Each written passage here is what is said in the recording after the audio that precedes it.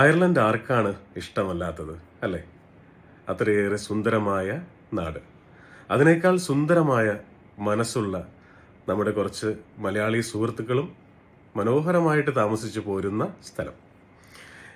അയർലൻഡിൽ ഈ വരുന്ന മെയ് 16-ാം തീയതി അയർലൻഡ് പൂരം 2026 പങ്കെടുക്കാൻ ഞാനും വരുന്നുണ്ട്.